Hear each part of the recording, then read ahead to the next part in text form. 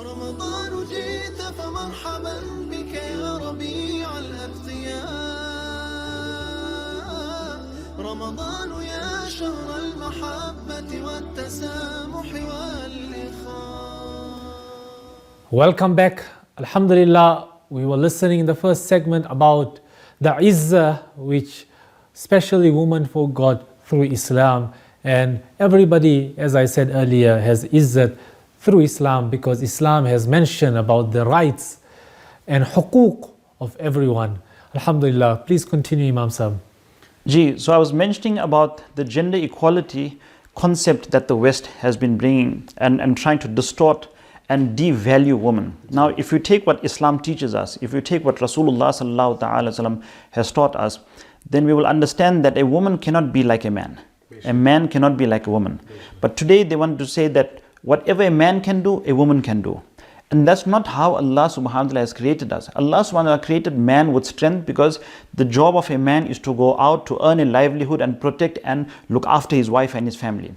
And Allah subhanahu wa ta'ala created a woman to love and to create tranquility and peace in the home. That is why you find that a man thinks more with his mind than his heart, and you will find a woman always thinks more with her heart than her mind.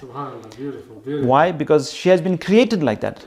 And that is why a man cannot love somebody or love a child the way a woman or a mother can, and a mother cannot have the strength, the physical strength the way a man can. They are made different. Allah subhanahu wa ta'ala has created them differently. So we can't take one and try to mold them and say that the man is the standard and now we need to fit the woman into being like a man, which is what they are trying to do. Beautiful. Even the Holy Quran says, A'udhu billahi minash shaitani rajim, Ar-rijalu qawwamuna ala nisa. Beautiful.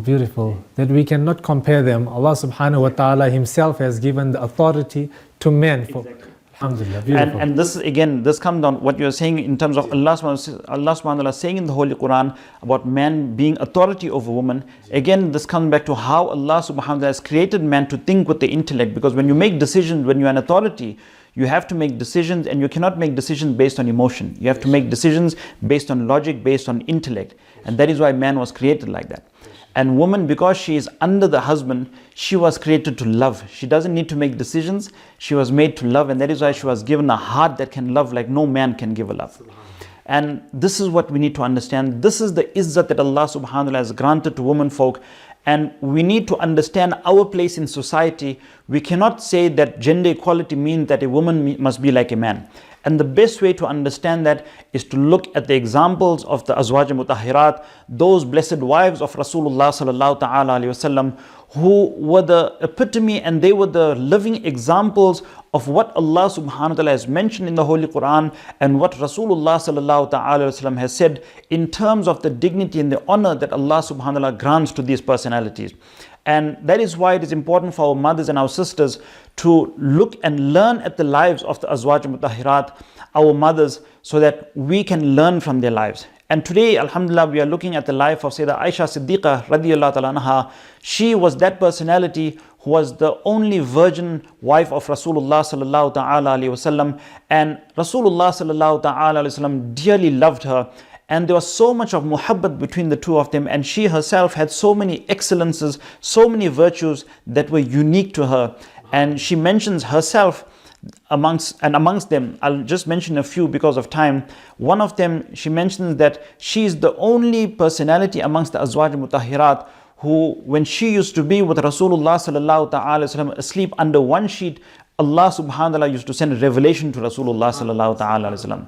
That is a unique quality that she enjoyed from all of the Azwaj Mutahhirat. Apart from that, she is that personality that Allah subhanahu wa ta'ala in the Holy Quran defended her honor and her chastity when the munafiqeen, when they were throwing accusations of her being unfaithful, ma'azallah, then she did not need to defend herself. Her Rabb himself defended Sayyidah Aisha Siddiqa radiyallahu anha. Until the day of judgment, when we read the Holy Quran, we will remember the honor, the chastity and the dignity of Sayyidah Aisha Siddiqa radiyallahu anha and how her Rabb himself defended her honor. And also she says that before she was presented, before she made nikah, she says that Sayyidina Jibreel alayhi salam came and presented her wrapped in silk cloth to Rasulullah sallallahu ta'ala alayhi wasallam on 3 nights in his dream, 3 nights consecutively. She was presented by Sayyidina Jibreel alayhi salam to Rasulullah sallallahu ta'ala alayhi wasallam as a gift. So this was also a unique quality that she enjoyed. And one of the last things is that she was that personality on whose lap Sayyidina Rasulullah sallallahu ta'ala alayhi wasallam blessed head was resting when his soul left this mundane world.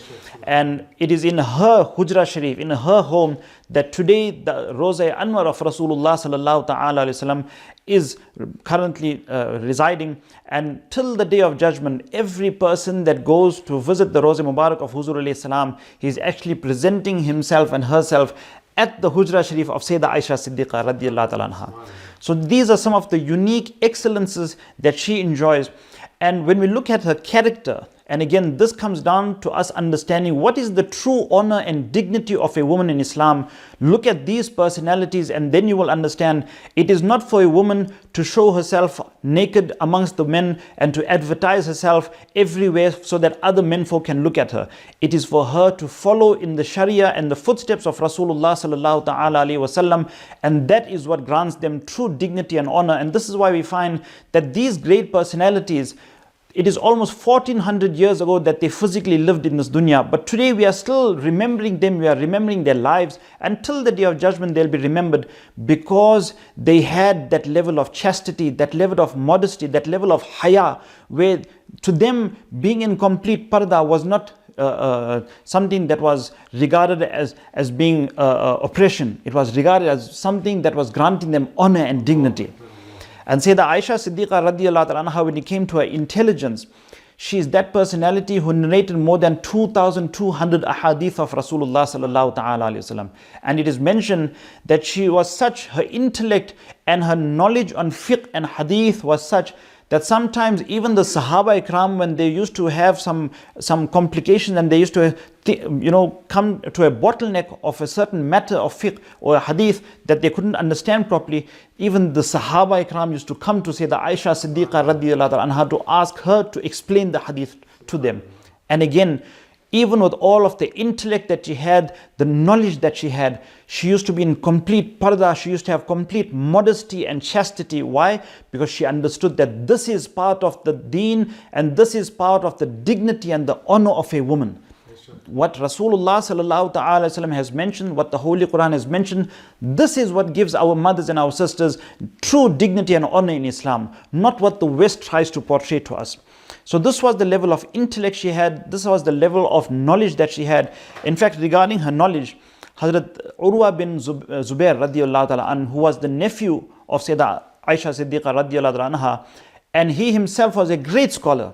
And he says that I have not seen a woman more knowledgeable in hadith and fiqh, more knowledgeable in poetry, and more knowledgeable in the science of medicine than Aisha Siddiqa radiyallahu ta'ala anha. Subhanallah. And he once mentioned that, he came to her and he mentioned, oh my mother, he says, I understand, your knowledge of poetry is not so astonishing to me because I understand that you are the daughter of Abu Bakr Siddiq radiyallahu ta'ala an, and he is renowned for having a vast and extensive memory of a lot of Arabic poetry. I'm not astonished at your knowledge and intense and vast knowledge of the fiqh and hadith because you are the blessed wife of Rasulullah sallallahu ta'ala alayhi wasallam. But what I'm really astounded about is the knowledge of the science of medicine that you have. Where did you get this from? Where did you attain this knowledge from?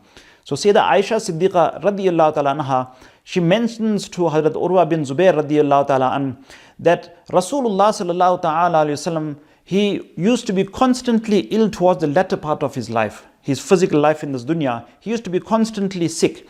And due to this, there were many doctors that from the Arab and the non-Arab world, they used to come and they used to give prescriptions on medicine and treatment for her to treat Rasulullah sallallahu ta'ala alayhi wasallam. So she says that gathering all of these various prescriptions, and she was the one who used to treat Sayyidina Rasulullah sallallahu ta'ala alayhi wasallam and carry out these prescriptions. She says due to this, over a period of time, she gained a vast and intense amount of knowledge with regard to the science of medicine, through which she herself could treat others, and she learned so much about how the field of medicine works.